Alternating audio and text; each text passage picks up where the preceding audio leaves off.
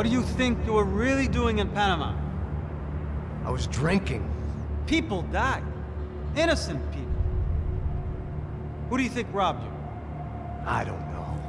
I was told it was people who disliked Daphne Bernstein, something about an unpleasant divorce. Her ex-husband worked on Wall Street. Do you think he has easy access to Panamanian death squads? Guess I didn't really think about it. You were smuggling something, weren't you? No. I mean, I didn't realize it at the time. I didn't think too much about it, but yes, Marcelo did drive off with something. I don't know what. I didn't see him until we got to Brazil a week or so later. I think it was money. I think Marcelo and Victor have a friendly banker there in Panama. Your little cruise was to deliver the cash to him because there it's easier to launder. But I thought the Broncos were rich. Rodrigo's rich. The other two, they live well, but they don't have real money. Victor's campaigns were always financed by his brother. That is the way among certain rich families there. The eldest brother is the king. You know, he gets everything. The other two, not so much. And now Rodrigo's dead. Exactly. And Marcelo, too. It's an awful tragedy for Victor, huh? A man running on a law and order ticket, you know, whose brothers have both been killed in such terrible circumstances. A true patriot. What about Marcelo? Marcelo was an idiot. Were this true, I certainly don't believe he could possibly have known about it. But I do believe some other scheme, you know, some other bullshit. Whatever that cash was, Victor could have talked him into something. I don't know yet. And Passos? Well, Passos is a bum ex-cop. He failed in America, failed in São Paulo. He was surrounded by more money and more poverty than his tiny little head can handle. You think guys like that can't be bought? No, but if... But nothing. He's probably not a bad guy. He's just a man caught in the crossfire of a very rich family. What about me? You. You're the fall guy. The American. Running around, acting like the action hero. Killing lots of people. You're a stroke of genius. That ain't how it is. You were an angry ex-cop. You were sitting in a bar with a history of violence and a history of a bad temper. You were perfect. Me and Passos went to the academy together. Did you? I don't fucking know. Okay, let's take a drive, Max. You want to do some good? Want to get yourself killed in a good cause? Then I need you to check something out for me. Like what? That incident at the favela today. Now, some of my officers say a bus drove off some captives. They did, I saw it. But no captives were ever booked. They probably handed them off to the paramilitary death squads, the, Caixa Preto? Right. Who did? I don't know, the cops. The other cops, the cops who shoot on sight. The UFE. Right. Max, you see that building there? The Imperial Palace Hotel? Yeah, that's what it says. People go in there, in large groups, under armed guard. But it isn't a police station, and no one comes out of there. Why don't you just go in and bust the joint, get a warrant? I'm only a cop, Max. So you keep saying. Time to find out what was going on here. I didn't fancy booking myself in the presidential suite, so went looking for the basement.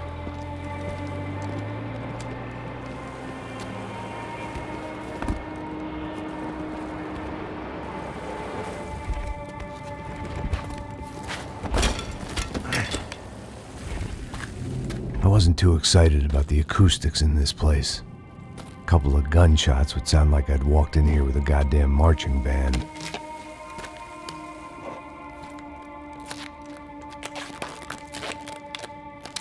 It wasn't pretty, but I guess none of what was about to happen was gonna be. It was the question I kept on asking myself. How could I have been so blind?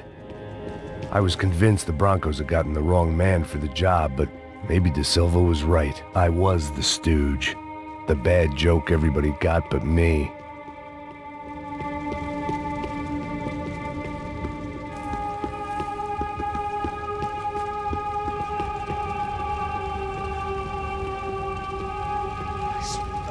pesado pra caralho, tá cheio de chumbo. Comeu um boi.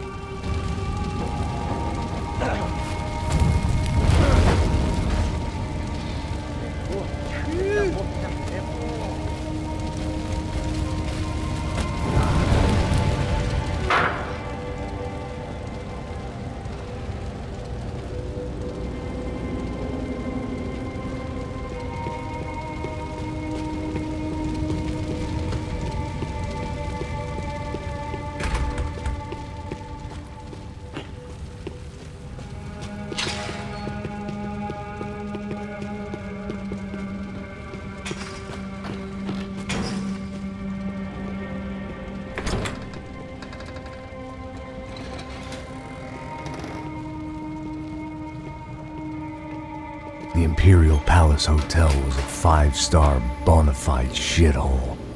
I needed to find out why guests were checking in by the busload and checking out by the bag load.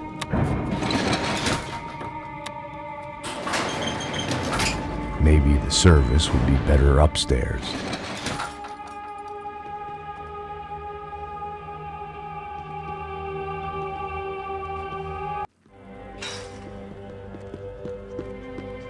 Mesma coisa.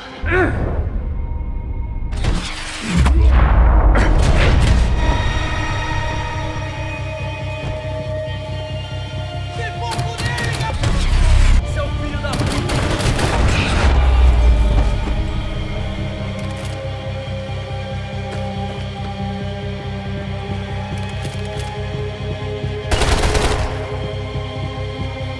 Cuidado, ele está vindo nessa direção!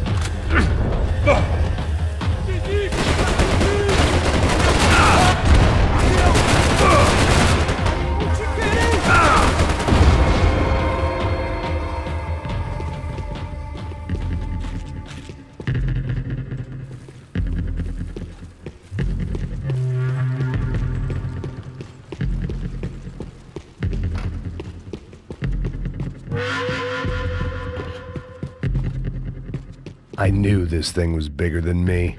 Bigger than the Broncos, but I only had a glimpse of the whole picture. Like looking in a mirror and for an instant seeing what everyone else sees.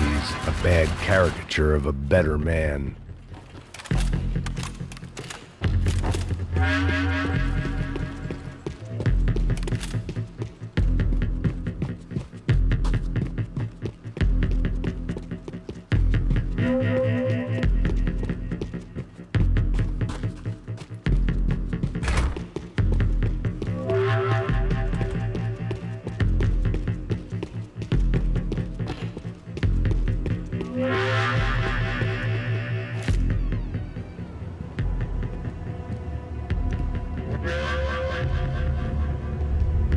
Ufe. That deal at the favela was getting dirtier by the minute. Those bastards were clearly in bed with the Crusher Prado. Now we just had to find out why. Starting with a bit of bedtime reading for Mr. Da Silva. When you've lived the kind of life I've lived, reality comes at you through a different lens. But nothing could have prepared me for what was on the other side of that door.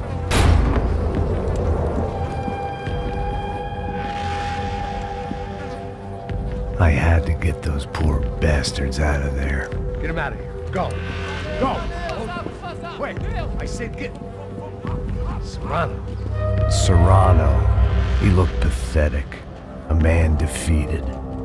I walked away and left him to his own personal nightmare.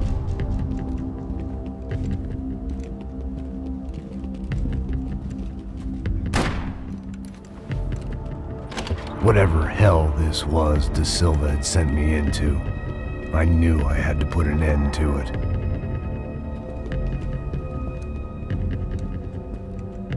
I had no choice but to push on. I didn't understand everything, and I never would, but I understood enough.